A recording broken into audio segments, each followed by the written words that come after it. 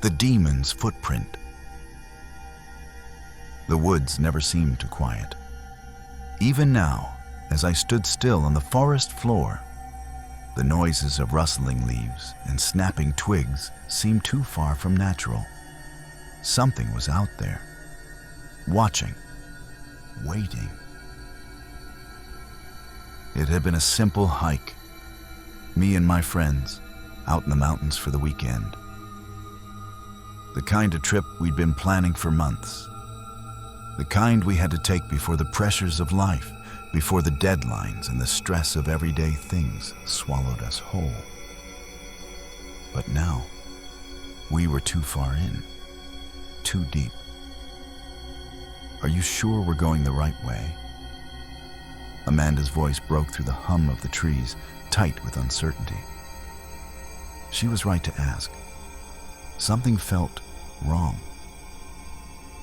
I looked around, feeling the hair on my neck rise as I tried to make sense of the forest that had shifted in subtle ways I couldn't explain. The trail markers were gone. The usual sounds, the chirping birds, the rustle of small creatures in the underbrush were absent, replaced by an uncomfortable, oppressive silence. "Yeah, we're fine," I said, though I didn't feel fine. I wanted to get out. I wanted to turn around and find the way back to the cabin, but I couldn't. We had been walking for hours. "Look at this," Jason called from the front of the group.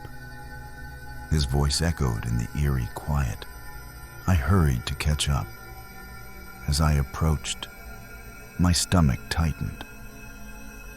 Footprints, gigantic clawed footprints.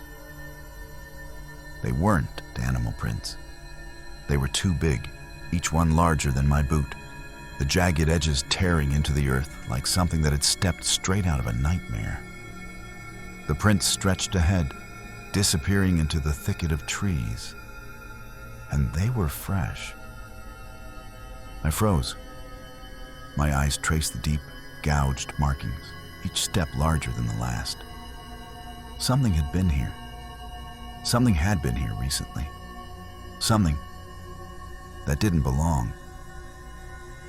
"This isn't funny," I said, my voice shakier than I intended. Someone's messing with us. But no one was laughing. "We should go back," Amanda said, her face pale.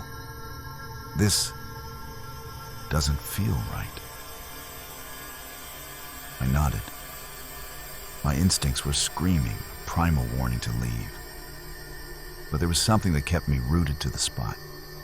Something that urged me to follow the tracks. The decision wasn't made in words. It was made with a glance, an unspoken agreement that we needed to understand what had happened, what had left these marks in the dirt.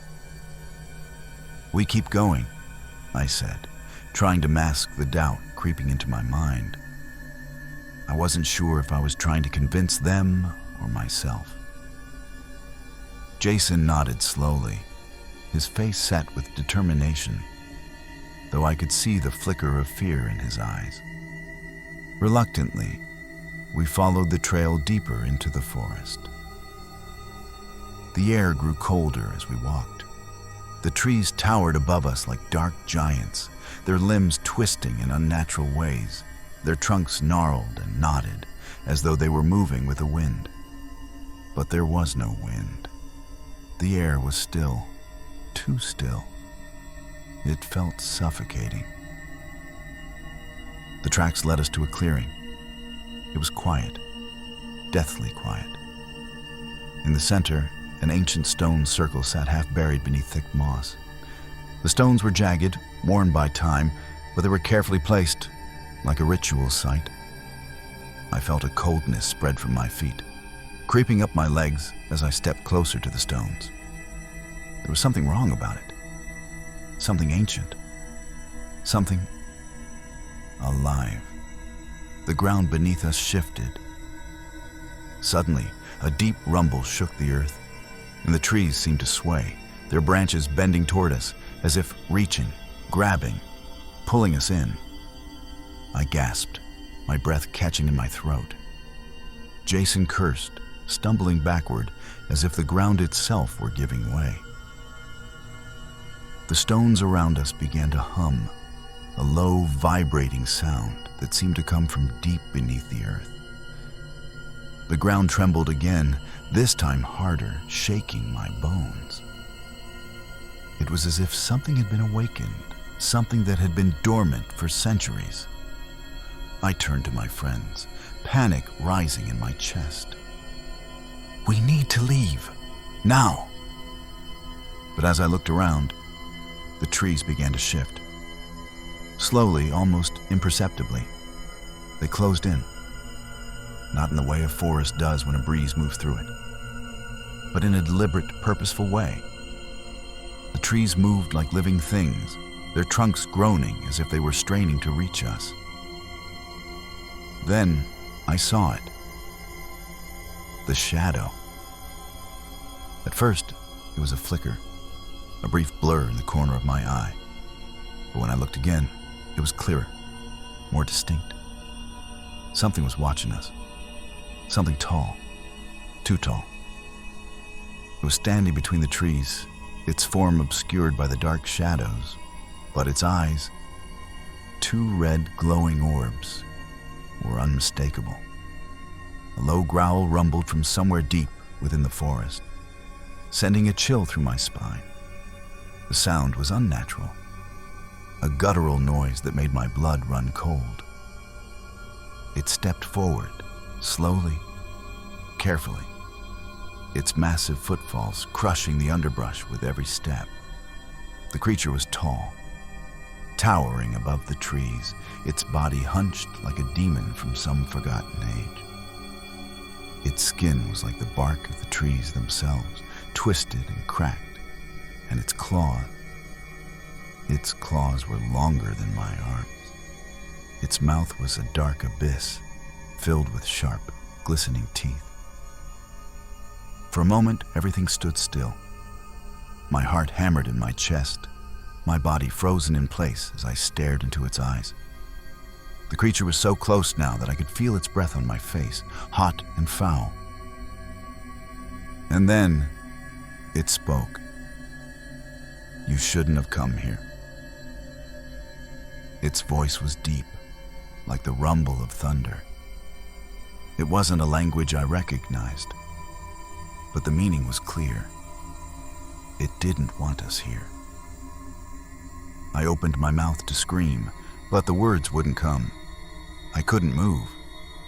Fear held me in place like a vice, tightening with every passing second. The creature took another step forward, its claws scraping the earth. The ground beneath me trembled once more. Amanda broke the silence. She screamed, her voice raw and full of terror. And that scream snapped me from my trance. Run, I shouted, grabbing her arm, pulling her toward the trees. But the creature was faster. It lunged, its enormous hand reaching out, and in an instant, Amanda was gone. Just like that. Snatched into the air, swallowed whole by the monster's massive grip. Jason and I didn't look back. We ran. We didn't speak, didn't need to. We just ran, our footsteps pounding the forest floor as we crashed through the underbrush, dodging the thick branches that reached out like fingers trying to snatch us back. But no matter how fast we ran, we couldn't escape it. We could hear its steps behind us, thundering, growing louder. The ground beneath our feet seemed to give way, the trees closing in around us like the jaws of a beast ready to devour us whole. I don't know how long we ran. Time had lost all meaning. All I knew was that it was still there, somewhere behind us, always watching, always waiting. We found the trail again. It was a miracle, but there it was, The familiar markings on the trees, the path leading out of the woods. I urged Jason forward, our breaths ragged, desperate to escape the nightmare we had wandered into. We didn't stop running until we reached the edge of the forest. And when we looked back, there was no sign of the creature. No sign of the stone circle. No sign of Amanda. Just the silent, still woods, as if nothing had ever happened. But I know better. I know the woods are still watching. And so is the thing that lives there. Waiting. Always waiting. Thanks for tuning into this broadcast from Zone 6. If this story gave you chills, go ahead and subscribe, like, and tap the bell. Before something taps you first, we'll be back soon with another tale from the edge of the unknown. Your support means everything and helps keep the horror alive.